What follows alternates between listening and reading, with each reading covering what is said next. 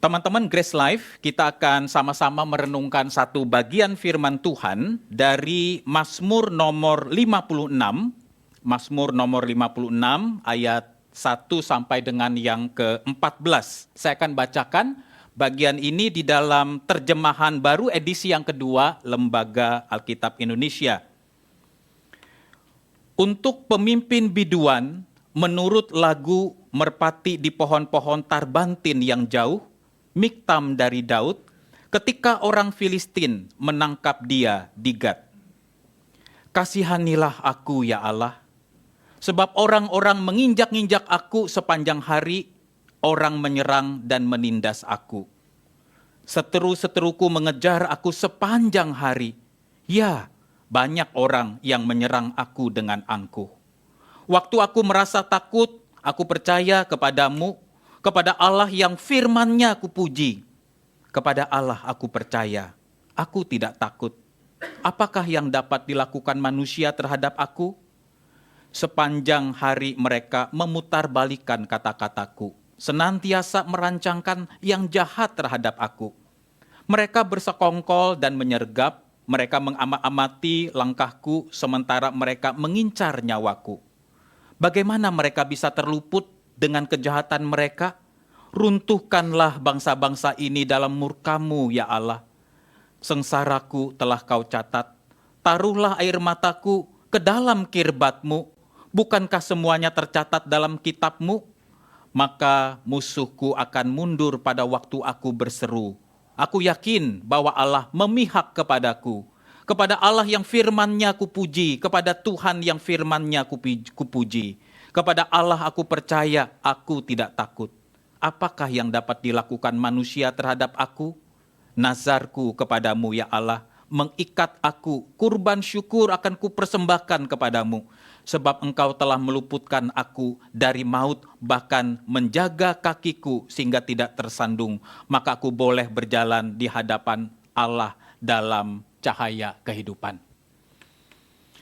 Teman-teman Grace Life, ada orang bijak yang berkata seperti ini, sikap kita terhadap sebuah masalah itu jauh lebih penting dari masalah yang kita hadapi.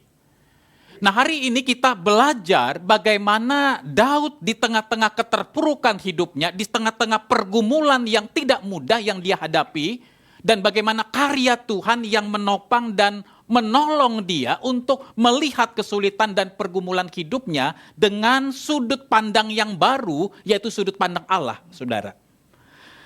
Kalau kita ingin memahami Mazmur nomor 56 ini, maka pertama-tama kita harus memahami latar belakang daripada penulisan Mazmur nomor 56 ini.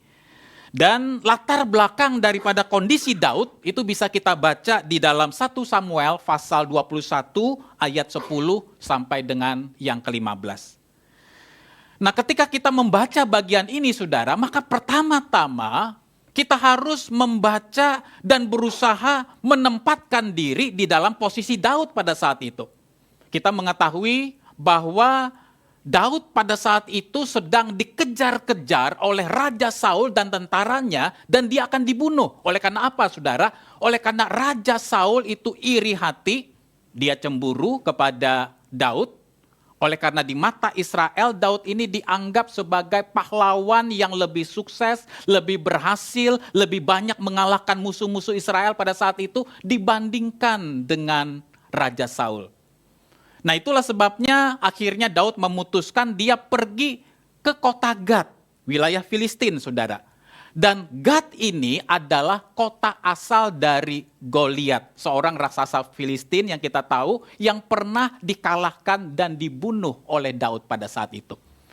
Tetapi sayangnya ketika Daud dia melarikan diri ke Gat, ada banyak orang, ada tentara-tentara, hamba-hamba daripada Raja Gat pada saat itu yang mengenali dia. Bukankah ini Daud? Dan pada saat itu dia ditangkap, dibawa kepada Raja Gat pada saat itu. Nah, kita melihat situasi seperti ini membuat Daud begitu takut. Dan dia pasti menyadari bahwa kalau dia ditangkap, diperhadapkan kepada Raja Gat, tempat di mana Goliat lahir di kota itu, maka dia juga pasti akan mengalami sesuatu hal yang mencelakakan dirinya, yaitu dia dibunuh. Nah itulah sebabnya kalau kita membaca saudara di dalam 1 Samuel 21 ini, maka dikatakan untuk Daud itu melepaskan diri dari tahanan, dari penangkapan ini, maka dia berpura-pura menjadi orang gila. Ya, di zaman sekarang pun kita melihat ya saudara ya, kalau orang gila melakukan tindakan yang melawan hukum, ya dia bebas ya dari tuntutan pengadilan, ada tindakan khusus. Dan inilah yang dilakukan oleh Daud pada saat itu. Yang menarik adalah Daud memulai mazmurnya dengan berkata di ayat yang kedua, "Kasihanilah aku ya Allah, sebab orang-orang menginjak-injak aku sepanjang hari, orang menyerang dan menindas aku. Seteru-seteruku mengejar aku sepanjang hari. Ya, banyak orang yang menyerang aku dengan angkuh." Kalau kita memperhatikan struktur bahasa aslinya, maka musuh-musuh Daud yang dicatat di dalam bagian ini, itu digambarkan seperti seekor anjing pemburu yang terus-menerus mengejar dan siap untuk menerkam mangsanya. Dan perhatikan saudara, ada kata yang diulang 3 kali di dalam bagian ini saudara, kata sepanjang hari. Perhatikan, kata itu diulang di ayat yang kedua, ayat yang ketiga, dan ayat yang keenam. Maka pengulangan kata ini menunjukkan bahwa tekanan mental, tekanan fisik, ancaman yang dialami oleh Daud itu adalah sesuatu yang terjadi terus-menerus, tidak ada jedanya. Dan itulah yang menggelisahkan dan membuat Daud mengalami ketakutan di dalam hidupnya.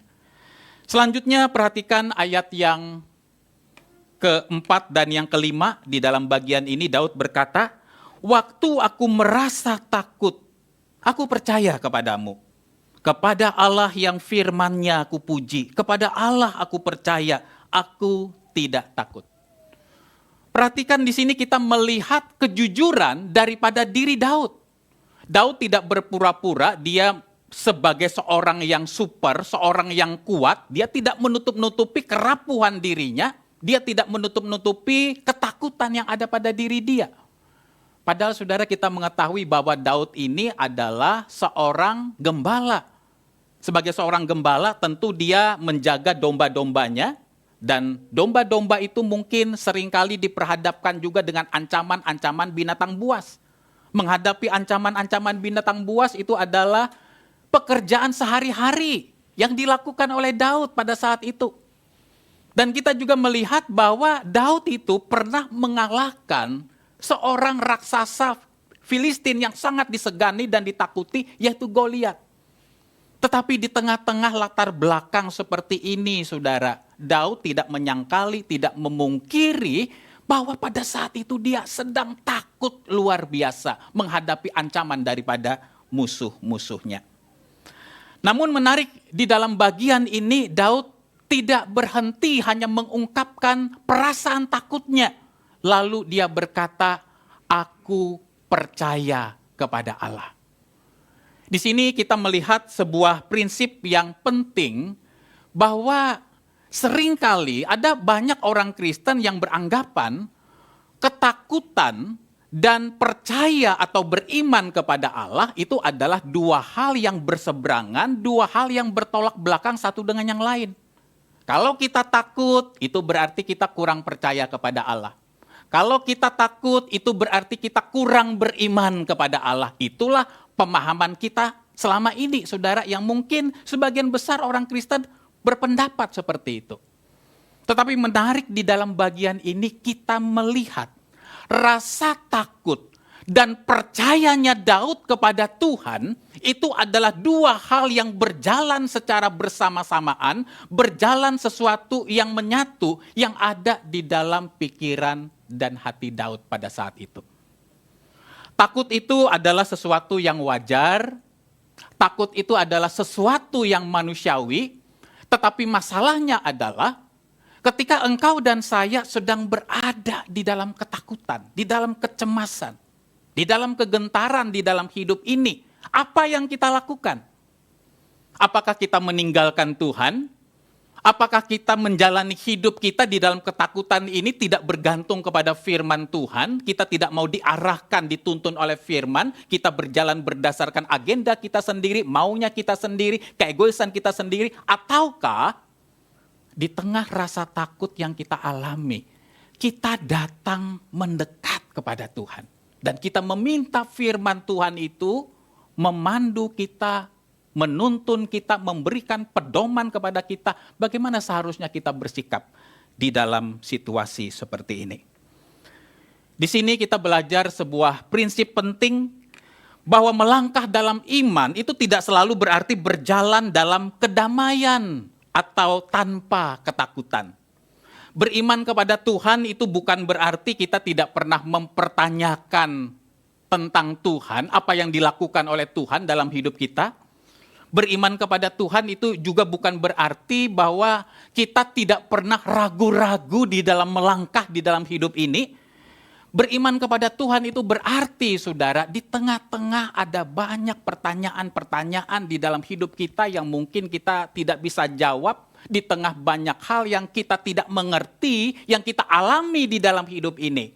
Beriman kepada Tuhan berarti di dalam situasi itu kita tetap percaya dan taat sepenuhnya kepada Tuhan di dalam situasi apapun. Di dalam ayat yang ke-9, Daud berkata, "Sengsaraku telah kau catat, taruhlah air mataku ke dalam kirbatmu." Saudara, istilah kirbat di dalam bagian ini ya, itu adalah kantong yang terbuat dari kulit binatang atau kulit kambing pada saat itu yang biasanya digunakan untuk menyimpan cairan yang bernilai atau berharga. Jadi misalnya kalau mereka melakukan perjalanan di padang gurun, ya, membawa air tentunya, biasanya air itu ditaruh di kantong kulit yang disebut dengan kirbat ini. Atau mungkin ada minyak yang mahal, anggur yang mahal, cairan yang berharga, itu juga ditaruh di dalam kirbat. Ketika kita membaca bagian ini, di mana Tuhan berkata, Daud berkata, Tuhan menaruh air mata kita di dalam kirbatnya. Apa maksudnya? Nah ini saudara bukan berarti bahwa Tuhan di surga sana punya banyak kirbat. Ya, kalau saya menangis di tengah-tengah pergumulan saya, di tengah-tengah kesulitan saya, lalu Tuhan nampung air mata saya. Ya, ada kirbat. Ya, ada kantong atau buli yang tulisannya air mata Pak Binsar, gitu ya. Kalau misalnya istri saya menangis oleh karena saya omelin, saya marahin, ya, dia berdoa kepada Tuhan, lalu di surga sana ada buli, ada kantong, ada wadah air mata Ibu Grace. Ya, bukan itu maksudnya. Tetapi istilah kirbat di sini itu menunjukkan sebuah bahasa puisi, bahasa penggambaran yang ingin menekankan sebagaimana kirbat pada saat itu digunakan untuk menyimpan cairan yang berharga, cairan yang bernilai, maka ayat firman Tuhan ini juga ingin mengatakan bahwa air mataku dan air matamu yang tercurah, yang merupakan jeritan hati kita di hadapan Tuhan, ekspresi ungkapan dari begitu beratnya beban hidup ini, semuanya itu dihargai, dipedulikan oleh Tuhan, tidak dibuang oleh Tuhan, tidak diabaikan oleh Tuhan.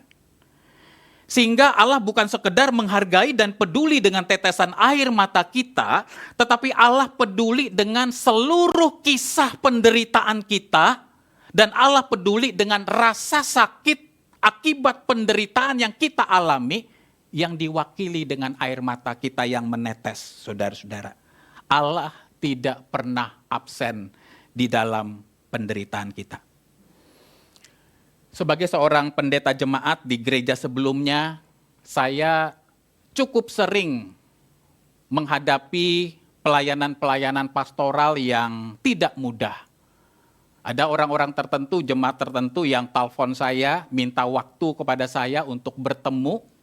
Mereka mungkin ingin curhat, ingin didoakan, ingin diberikan masukan-masukan, insight, bagaimana menghadapi masalah-masalah yang mereka hadapi.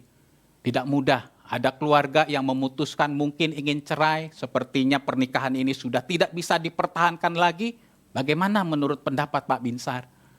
Ada yang saudara yang sudah bertunangan, sudah diumumkan kapan menikah, tempatnya di mana, sudah beli rumah bersama-sama, akhirnya karena sesuatu hal memutuskan untuk membatalkan pernikahan. Bagaimana ini Pak? Seperti ini, malunya luar biasa. Ada yang mungkin terlilit hutang, tidak tahu bagaimana harus menyelesaikan, membayar hutang ini. Saya cukup sering saudara berhadapan dengan orang-orang seperti ini, pergumulan-pergumulan jemaat seperti ini. Dan yang menarik saudara, yang saya perhatikan adalah ketika mereka bertemu secara personal dengan saya dan istri saya, jadi biasanya saya memang pelayanan berdua dengan istri saya. Ada hal yang menarik adalah ketika mereka berbicara baru 1-2 kalimat saja. Setelah itu mereka nggak bisa ngomong apa-apa lagi. Nggak bisa ngomong apa-apa lagi. Yang ada terdengar itu hanyalah isak tangis terus menerus dan air mata yang menetes yang membasahi pipi mereka. Itu menggambarkan betapa beratnya beban hidup, betapa beratnya masalah yang mereka sedang hadapi pada saat itu. Dan saya tidak tahu apakah saudara-saudara yang hadir pada saat ini punya pengalaman enggak seperti saya. Saya pernah di tengah pergumulan yang berat yang tidak mudah saya alami. Saya tidak tahu saya harus melakukan apa. Seolah-olah jalan di dalam hidup saya buntu. Mau ke sana salah, mau ke situ salah, mau maju salah, mau mundur salah. Di tengah-tengah saya tidak tahu harus berbuat apa. Seolah-olah kata-kata saya untuk berbicara kepada Tuhan itu tidak cukup untuk mengungkapkan pergumulan, ketakutan, kekhawatiran yang ada di dalam diri saya. Hanya satu hal yang saya lakukan. Saya menangis di hadapan Tuhan. Dan inilah saudara yang dialami oleh Daud pada saat itu. Di tengah-tengah pergumulan, di tengah-tengah ketakutan, di tengah-tengah ancaman dari begitu banyak orang, dari Raja Saul dan tentaranya yang ingin membunuh dia, dia mengalami ketakutan yang luar biasa. Tetapi dia mempercayakan dirinya seutuhnya kepada Tuhan. Kabar baik bagi kita saudara adalah Allah peduli dan Allah mengerti bahasa tetesan air mata kita. Dan tidak ada satupun dari tetesan air mata kita, dari pergumulan hidup kita yang luput dari perhatian Tuhan.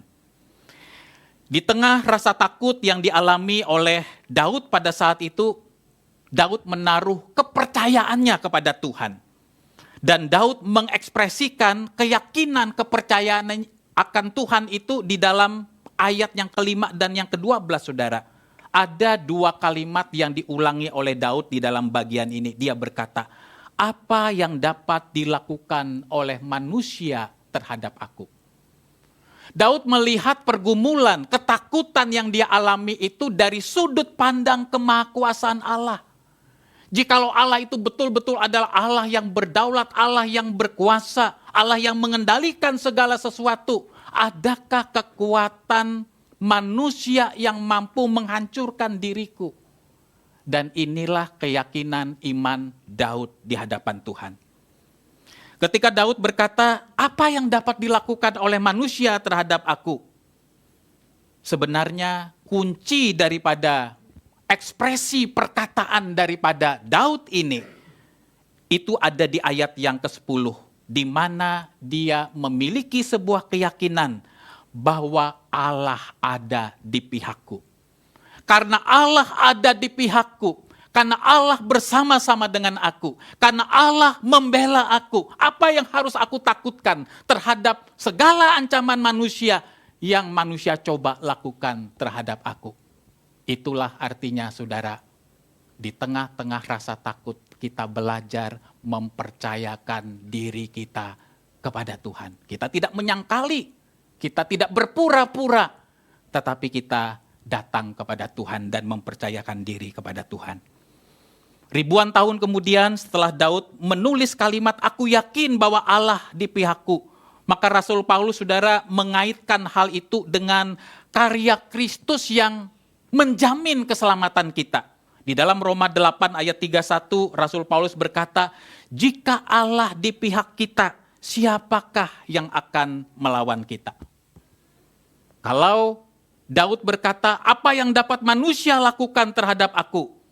Kalau pertanyaan Daud ini dijawab di dalam perspektif Roma pasal 8 ayat 1 ini, maka Roma berkata, tidak ada sesuatu pun yang harus kita takuti. Tidak ada sesuatu pun yang bisa memisahkan kita dari kasih Allah. Tidak ada satupun penderitaan atau kesulitan apapun yang bisa menceraikan kita daripada kasih Allah di dalam Kristus. Yang paling penting di dalam hidup ini bukan berapa besar masalah yang kita hadapi. Yang paling penting di dalam hidup ini bukan seberapa sulit kita berjalan di dalam hidup ini. Tetapi yang paling penting di dalam hidup ini adalah dengan siapa kita berjalan menghadapi masalah-masalah hidup kita.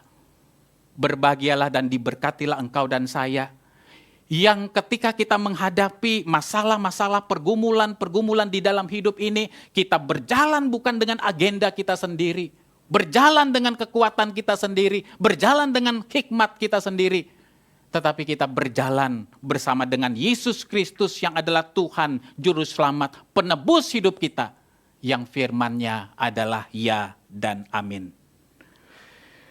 Di tengah situasi ekonomi yang tidak baik, kondisi ekonomi saat ini saudara tidak baik, kita juga tidak tahu berapa lama situasi ini akan berjalan. Banyak orang yang mengkhawatirkan akan terjadi lagi demo besar-besaran seperti tahun 98. Kita tidak tahu saudara apa yang terjadi di depan kita. Tetapi di tengah-tengah ketakutan, kecemasan, kekhawatiran seperti ini, inilah kabar baik Injil bagi kita semua.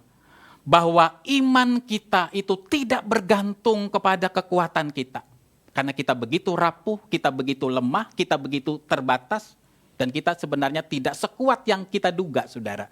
Iman kita juga, saudara, tidak bergantung kepada situasi dan kondisi hidup kita yang tidak menentu dan berubah-ubah. Tetapi iman kita itu bergantung penuh kepada Yesus Kristus dan firman-Nya yang tidak pernah salah dan yang tidak pernah gagal di dalam hidup kita. Ketika Daud dicekam oleh ketakutan yang luar biasa, maka di dalam Mazmur 56 ini dia berseru kepada Tuhan. Dan hari ini pun kita dipanggil di tengah ketakutan, di tengah kekhawatiran, di tengah kegentaran kita menghadapi banyak hal di dalam kehidupan ini yang tidak pasti.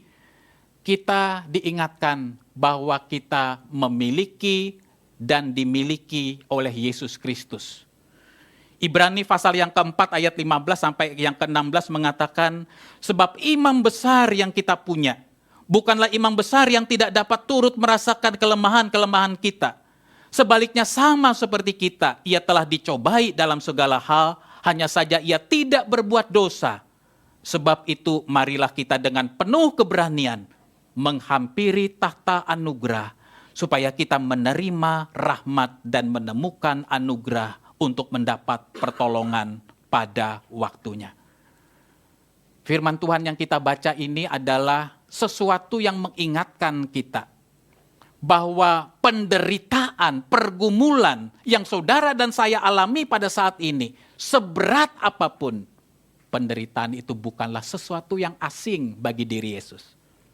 Yesus adalah Allah yang menjadi manusia. Dia juga pernah mengalami penderitaan yang jauh lebih berat daripada penderitaan seberat apapun yang pernah saudara dan saya alami.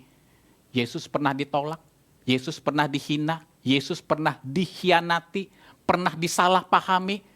Bahkan Yesus pernah mati di atas kayu salib dengan cara yang begitu hina, yang memalukan. Padahal dia tidak berdosa. Dan kalau kita membaca kisah ketika Yesus berada di Taman Getsemani, Yesus pun dia berada di dalam kegentaran yang luar biasa. Ketika dia sedang menuju kepada kayu salib itu, menuju kepada Kalvari itu, dia begitu gentar oleh karena dia harus meminum cawan murka Allah, di mana seharusnya engkau dan sayalah yang menerima hukuman itu.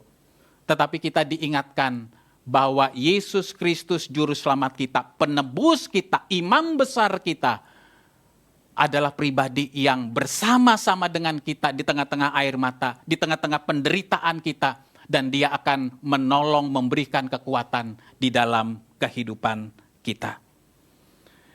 Injil memberikan kepada kita sesuatu yang lebih dalam di dalam hidup ini. Jikalau kita membaca Mazmur nomor 56 ini, kita melihat bahwa Daud itu berjuang menghadapi ketakutan yang terbesar di dalam dirinya, yaitu apa? Kematian fisik. Dibunuh oleh orang-orang yang berlaku jahat terhadap dia. Itulah ketakutan terbesar yang dimiliki oleh Daud pada saat itu. Tetapi Injil Yesus Kristus mengingatkan kepada kita bahwa masalah terbesar daripada manusia itu bukan penderitaan. Masalah terbesar manusia itu bukan sakit penyakit. Masalah terbesar manusia itu bukan masalah ekonomi. Kalau masalah terbesar manusia itu ekonomi, saudara, maka Allah cukup mengutus ekonom untuk menyelesaikan masalah ekonomi di dalam dunia ini. Kalau masalah terbesar di dalam dunia ini itu adalah sakit penyakit, maka Allah cukup mengutus seorang dokter yang terbaik, yang terhebat untuk menyelesaikan masalah penyakit di dalam dunia ini. Tetapi masalah yang terbesar di dalam dunia ini bukan itu. Yang terutama adalah dosa. Dan dosa itu sudah diselesaikan oleh Yesus Kristus di atas kayu salib.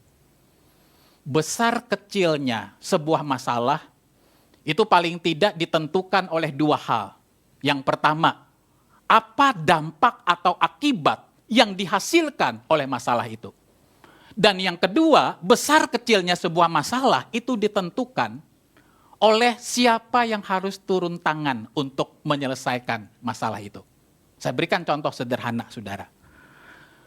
Mana yang lebih serius, kita punya jerawat di wajah kita nggak sembuh-sembuh, saudara. Mohon maaf, saya tidak menyindir yang punya jerawat ya, saudara. Ini cuma ilustrasi saja untuk kita lebih memahami. Mana yang lebih serius, yang masalahnya lebih besar, kita punya jerawat di wajah kita nggak sembuh-sembuh, atau kita menderita kanker stadium 4. Mana yang lebih serius, saudara? Tentu kita tahu yang lebih serius adalah kanker stadium 4. Karena apa? Karena akibat yang dihasilkan. Saya tidak pernah, saudara, mendengar ada orang karena punya jerawat nggak sembuh-sembuh, pergi ke dokter gitu ya, lalu tiba-tiba meninggal. Dia meninggal karena ada jerawat, Pak, di wajahnya, nggak sembuh-sembuh sampai 5 tahun, nggak pulih-pulih. Nggak pernah, saudara, saya mendengar hal itu. Tapi saya cukup sering mendengar ada orang yang meninggal oleh karena kanker, stadiumnya udah stadium 4 lagi. Dan kita juga harus mengetahui besar kecilnya masalah itu ditentukan oleh siapa yang harus turun tangan untuk menyelesaikan masalah itu. Kalau misalnya kita punya jerawat di wajah kita yang nggak sembuh-sembuh, mungkin kita cukup datang ke dokter spesialis kulit, dokter kecantikan. Ya, kalau kita nurutin aturan main, obatnya secara rutin, pasti kita akan sembuh. Tetapi kalau untuk menyelesaikan masalah kanker, apalagi kanker stadium 4, itu tidak cukup hanya satu dokter. Biasanya ada beberapa tim dokter yang menyelesaikan masalah itu. Itu menunjukkan tim dokter yang harus menyelesaikan, berarti masalah itu serius. Contoh lain misalnya, kalau misalnya saudara yang tinggal di perumahan, ya, ada orang yang tidak bayar iuran sampah, iuran keamanan, ya, perlu nggak Kapolda turun tangan untuk menangani itu? Nggak perlu kan?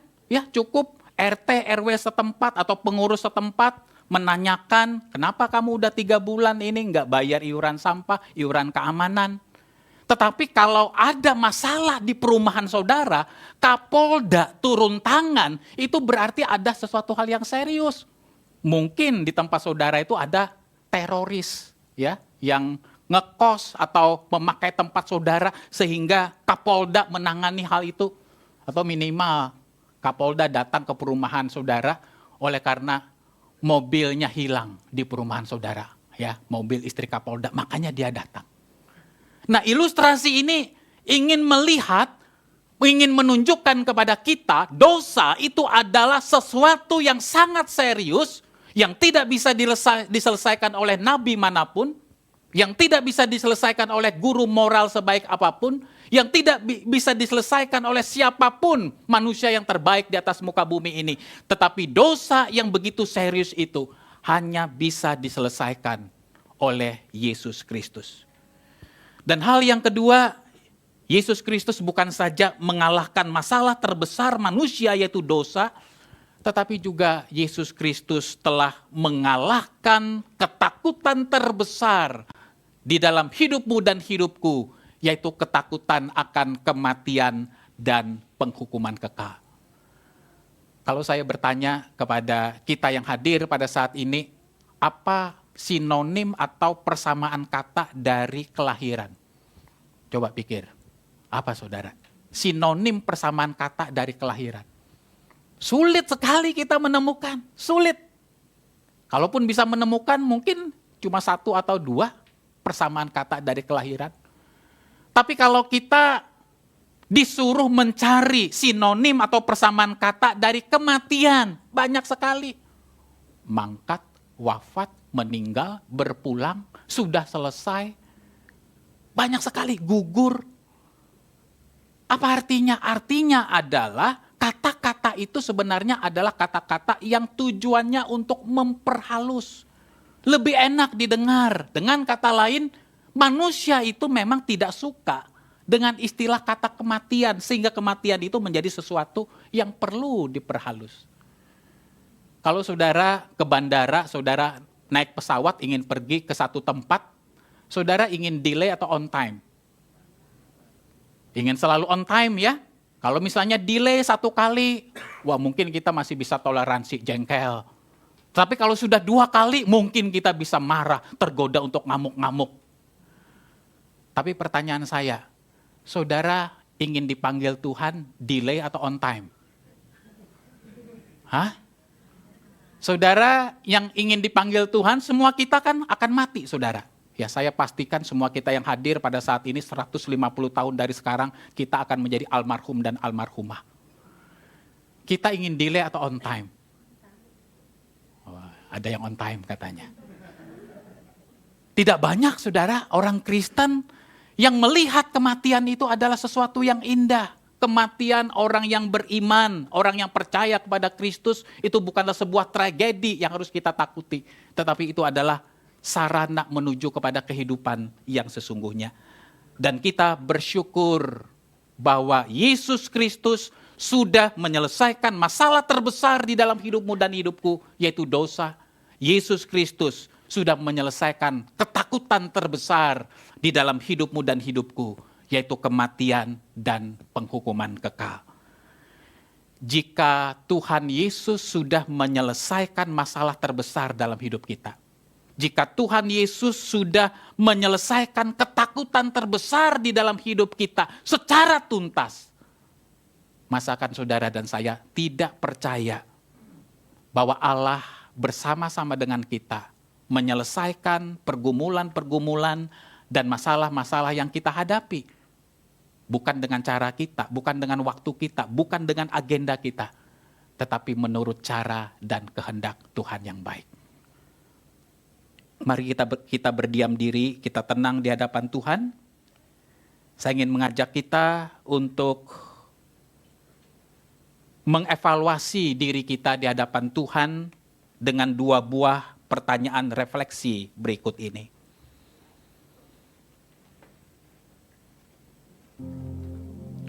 Rasa takut dan kekhawatiran apa yang sedang saudara alami saat ini? Mungkin saudara khawatir dengan hari tua saudara. Seperti apa hari tua saya nanti? Apakah anak-anak masih memperhatikan saya? Apakah finansial saya masih cukup? Mungkin saudara mengalami ketakutan, kekhawatiran dengan situasi ekonomi dan bisnis sekarang, rupiah yang makin lemah, kondisi politik yang mulai tidak stabil, mulai banyak demo di sana sini. Kita takut apakah peristiwa 98 jilid 2 akan terulang lagi di dalam situasi seperti ini. Kita tidak tahu, saudara.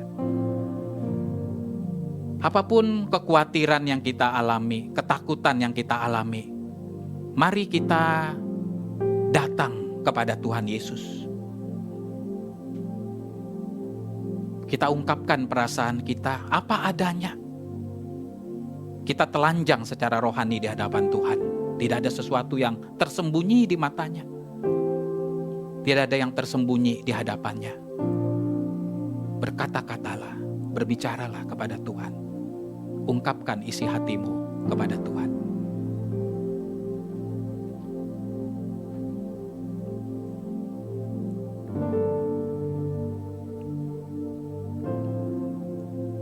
Yang kedua,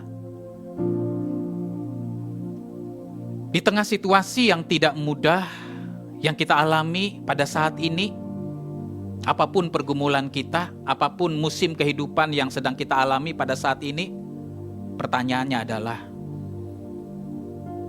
apakah saudara dan saya tetap mempercayakan diri kita seutuhnya kepada Allah? Trust in God. Dan bukan hanya itu saja, kita juga mau taat kepada firman Tuhan. Di tengah-tengah rasa takut, di tengah-tengah beban hidup yang sedang kita alami pada saat ini.